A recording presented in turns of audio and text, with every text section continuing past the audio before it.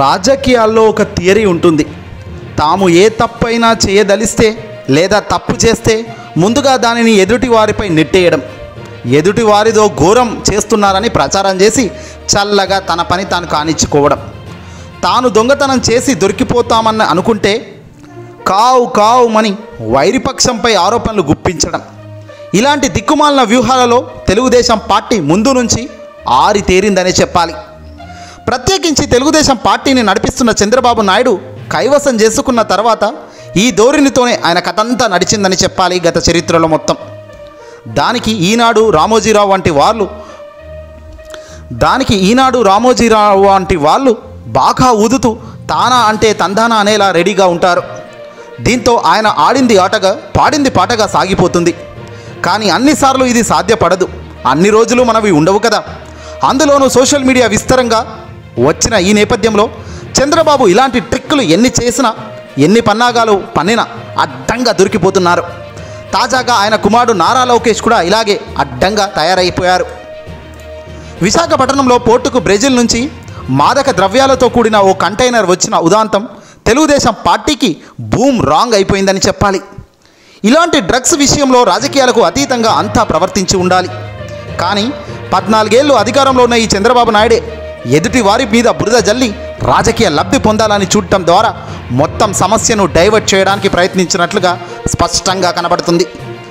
ఈ వ్యవహారాన్ని మొత్తం పరిశీలిస్తే గనక చంద్రబాబు లోకేష్లకు ముందుగానే అసలు వాస్తవం తెలిసి ఉండాలన్న భావన కలుగుతోంది. తమ పార్టీకి చెందిన వారు ఈ కేసులో దొరికిపోయేలా ఉన్నారు అని అర్థమై ఉండాలి. తమకు సంబంధించిన వారి బంధువులు పట్టుబడుతున్నారని ముందే కనిపెట్టి ఉండాలి. ఇవన్నీ కూడా స్పష్టంగా వీళ్ళు చేసిన ఈ గేమ్తో అర్థమైపోతుంది. అందుకే విశాఖలో ఒక పక్కా సిబిఐ సోదాలు జరిపి పరిశోధన చేస్తున్నారు.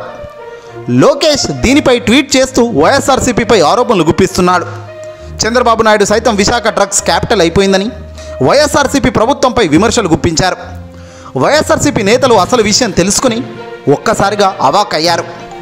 పైగా పత్రికల్లో ఏమి రాశారు? సిబిఐ డ్రగ్స్కు వెలికి తీసి పరిశీలిస్తుంటే స్థానిక పోలీసులు ఆటంకం సృష్టించే ప్రయత్నం చేశారు అంటూ కూడా వీళ్ళు తేల్చేశారు. కానీ వీరు ఎక్కడ అది ఫలానా ఆ కంపెనీ ఈ కంపెనీ అనే వివరాలు చిరునామా లేకుండా తగిన విధంగా జాగ్రత్తలు పడుతూ రాసుకొచ్చారు. పైగా వైఎస్ఆర్సీపీ పెద్దలే డ్రగ్స్ తెప్పించారన్నంత నీచంగా కూడా టీడీపీ జోరుగా ప్రచారం చేసింది. దీంతో వైఎస్ఆర్సీపీ మేలుకొని మొత్తం విషయం రాబట్టి ఆశ్చర్యపోవాల్సిన పరిస్థితి వచ్చిందట. ముందుగా సంధ్య ఆక్వా ఎక్స్పోర్ట్ సంస్థ కూనం కోటయ్య చౌదరి, వీరభద్రరావులకు సంబంధించిన కంపెనీ అని తేలింది. బీజేపీ అధ్యక్షురాలు పురంధేశ్వరి కుటుంబానికి వీరికి సంబంధం ఉన్నాయని, పలువురు టీడీపీ నేతలతో వీరికి బాదరాయణ బంధం ఉందని వైఎస్ఆర్సీపీ నేతలు చిట్టా మొత్తం విప్పడం జరిగింది. దీంతో టీడీపీ ఆత్మరక్షణలో పడింది. డ్రగ్స్ వంటి సమస్యలను రాజకీయ కోణంలో చూడకూడదు, సమాజానికి ఇది పెనుభూతం వంటిది. సిబిఐ వారు ఇంటర్పోల్ సహాయంతో పెద్ద ఎత్తున డ్రగ్స్ రాకెట్ను ఆపరేషన్ గరుడ పేరుతో కనిపెట్టినందుకు ముందుగా వారిని అభినందించాలి. బ్రెజిల్ నుంచి వచ్చినవి డ్రగ్స్ అని నిర్ధారణ చేసుకున్న తర్వాత సిబిఐ కంపెనీని యాజమాన్యులకు ఆ కంపెనీ అధికారులకు అదుపులోకి తీసుకోవచ్చు, లేదా అదుపులోకి తీసుకోకుండానే విచారణ కూడా జరపవచ్చు. మొత్తం మీద డ్రగ్స్ మూలాలు ఎక్కడి నుంచి వచ్చాయో, ఇంత భారీ మొత్తంలో డ్రగ్స్ సరఫరా ఆర్డర్ ఇచ్చింది ఎవరో తెలుసుకునే ప్రయత్నం ముందుగా సిబిఐ చేస్తుంది.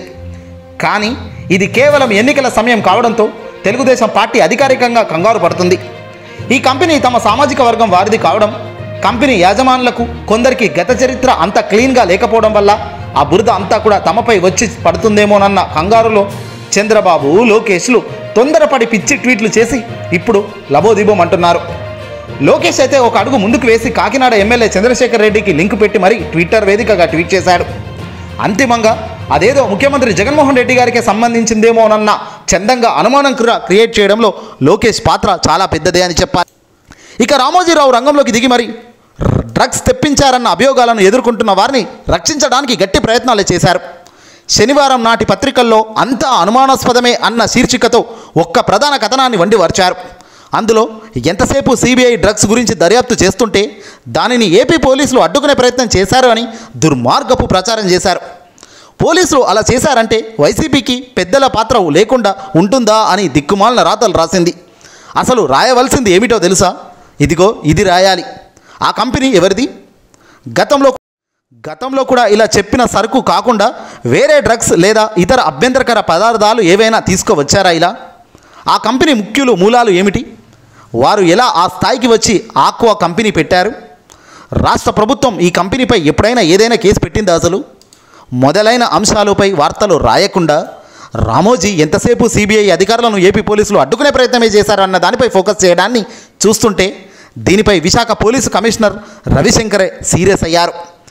ఎక్కడ ఎవరు ఆటంకం కలిగించలేదని, సిబిఐ కోరితేనే డాగ్ స్క్వాడ్ పంపించామని, ఈ ప్రక్రియలో కొంత జూప్యం అయిందని సిబిఐ అధికారులు తమ నివేదికలో పేర్కొన్నారని, సిబిఐ అధికారులను కూడా మీడియా సమాచారం కోరవచ్చునన్నారు. స్పష్టంగా చెప్పిన తర్వాత కూడా ఈనాడు మీడియా ఈ రకమైన దుర్మార్గపు ప్రచారం చేసిందంటేనే వారి దుష్ట ఆలోచన ఏ విధంగా ఉందో అర్థమవుతుంది. పోనీ ఆంధ్రప్రదేశ్ పోలీసులు కావాలని జూప్యం చేశారని అనుకుందాం. దానివల్ల వచ్చే లాభం ఎవరికి ఏమిటి? అయినా సిబిఐ తన పని తాను చేసుకుపోతుంది కదా. ఆ విషయం రాయకుండా, ఆ స్కామ్ మూలాలు తవ్వకుండా ఈనాడు మీడియా అబద్ధపు కథనాలు ఇస్తుందంటేనే వారు ఎంత నీచంగా మారారో ఇక్కడ స్పష్టంగా అర్థమవుతుంది. ఈ కథనంలో ఎక్కడ ఆ కంపెనీకి సంబంధించిన వీరభద్రరావు, కోటయ్య చౌదరి తదుపరి పేర్లు ఎక్కడ రాసినట్లు కనిపించలేదు. పైగా అధికార వైఎస్ఆర్సీపీ ఎంపీ విజయసాయిరెడ్డి గారితో వీరభద్రరావు సోదరుడు హరిశ్చంద్రరావు దిగిన ఫోటోను ప్రముఖంగా ప్రచురించింది. తీరా చూస్తే ఆయన సోదరుడి వ్యాపారాలతో సంబంధం ఏమీ లేకుండా తాను వ్యవసాయం చేసుకుంటున్నానని, స్థానిక రాజకీయాల్లో వైఎస్ఆర్సీపీ అభిమానిస్తానని ఆయన చెప్పుకొచ్చాడు. విశేషం ఏమిటంటే అసలు ఆ కంపెనీతో కానీ, ఆ డ్రగ్స్తో కానీ ఏమాత్రం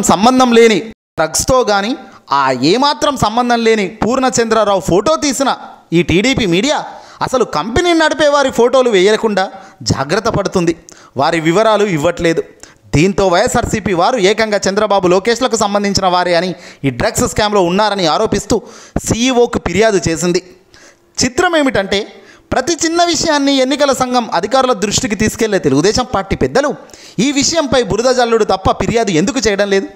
దీన్ని బట్టి టీడీపీకి సంబంధించిన వారు బండారం బట్టబయలు అవుతుందని డ్రామా ఆడుతున్నారనేది స్పష్టంగా అర్థమవుతుంది. ఈ పరిణామాల నేపథ్యంలో ఈనాడు రామోజీరావు ఈ ఘటనపై రాస్తున్న కథనాల వెనుక కులభావన, విశాఖపై ద్వేష భావన వెదజల్లడం, టీడీపీ దొరికిపోకుండా కాపాడడం, ఒకవేళ నిందితులు తనకు తెలిసిన వారైతే వారిని వెంటనే రక్షించడం లక్ష్యాలు ఇవి. ఈ వార్తలు ఇచ్చిస్తున్నారు ఇందుకు మూలంగా. విశాఖపట్నాన్ని కార్యనిర్వాహక రాజధాని చేస్తానని ముఖ్యమంత్రి జగన్మోహన్ రెడ్డి గారు చెప్పినప్పటి నుంచి ఆ నగరంపై ఈనాడు రామోజీరావు విషం చిమ్ముతూనే ఉన్నారు. అలాగే కమ్మకులంలో ఇలా అక్రమాలకు పాల్పడుతున్న వారిని వెనకేసుకుని వస్తున్నారని దరిద్రపు ఆరోపణలు కూడా ఈ సంస్కారం లేని వ్యక్తులు చేస్తున్నారు. ఈ మధ్యకాలంలో హైదరాబాద్ పట్టుబడిన డ్రగ్స్ మరే నగరంలో దొరకలేదు. అయినా ఈనాడు మీడియా మాత్రం ఎక్కడా వాటికి ఎక్కువగా ప్రచారం ఇవ్వదు. పైగా గతంలో బీఆర్ఎస్, ఇప్పుడు కాంగ్రెస్ ఒత్తాసు పలకడానికి పోటీ పడుతుంది. గుజరాత్లోని ముద్రా పోర్టు ద్వారా దేశంలో వచ్చిన డ్రగ్స్ మరెక్కడా బహిర్గతం కాలేదు. గుజరాత్లో డ్రగ్స్ సమస్యపై కానీ, పంజాబ్కు పాకిస్తాన్ నుంచి వచ్చే మత్తు పదార్థాల గురించి కానీ ఎన్నడూ బీజేపీ తదితర పార్టీలపై వార్తలు రాయని ఈ ఈనాడు మీడియా ఆంధ్రప్రదేశ్పై మాత్రం నీచంగా రాస్తూ అధికార పార్టీ వైఎస్ఆర్సీపీ ప్రభుత్వాన్ని బదనాం చేయడానికి మాత్రం ముందు వరుసలో నిలబడి రెచ్చిపోతుంటారు. తంతులో చంద్రబాబు నాయుడు అమరావతి పేరుతో చేసిన స్కామ్లను సమర్థించే దుస్థితిలో ఈ రామోజీరావు ఉన్నారు.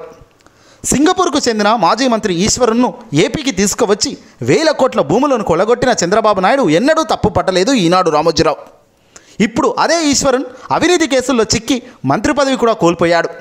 అయినా ఒక్క ముక్క ఆయన గురించి రాయదు, చూపదు. అమరావతిలో ఏదో ఆసుపత్రి పెడతానంటూ 100 ఎకరాలు భూమి పొందిన బీడీ శెట్టి అనే వ్యాపారిని దుబాయ్లో అక్కడి ప్రభుత్వం అరెస్టు చేసింది.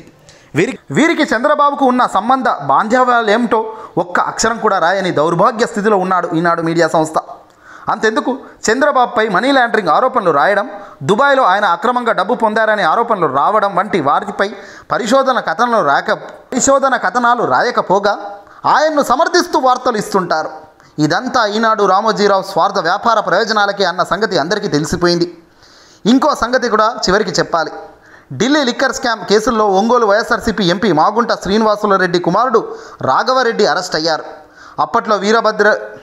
అప్పట్లో వీరిద్దరిపైన వెంటాడుతున్న వార్తలు రాసిన ఈనాడు ప్రస్తుతం వాళ్ళిద్దరూ తెలుగుదేశం పార్టీలో వెంటనే చేరగానే తేలుకుట్టిన దొంగల్లా నోరు మూసుకొని కూర్చున్నారు.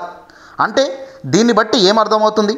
తనకు నచ్చకపోయినా తన ప్రయోజనాలకు భిన్నంగా ఉన్నారనుకున్న వారిపై ఉన్నవి లేనివి అభూత కల్పనలు రాసి బ్లాక్మెయిల్ చేయడం, వారిలో ఎవరైనా లొంగిపోతే రామోజీరావు కామ అయిపోవడం జరుగుతుంది. ఇది కనబడుతుంది కూడా. చివరికి రామోజీరావు కులతత్వవాదిగా మిగిలిపోయి అప్రతిష్ఠిత పాలవుతూ అందరి ముందు నీచంగా నిలబడేటట్టే నిలబడుతున్నారు. బహుశా ఈ వయసులో ఆయన ఇది చేయకూడని పనులు కానీ చేస్తూ పోతున్నారు. ఎవరి కోసం, ఎందుకోసం ఆలోచన చేయండి. ఈ గరుడ ఆపరేషన్లో దొరికిన దొంగల గుట్టు ఇంత గట్టిగా దొరికిన ఇప్పటికీ ఇంకా ముసుగులో ఆట ఆడుతున్న వ్యక్తులను ఏమనాలి?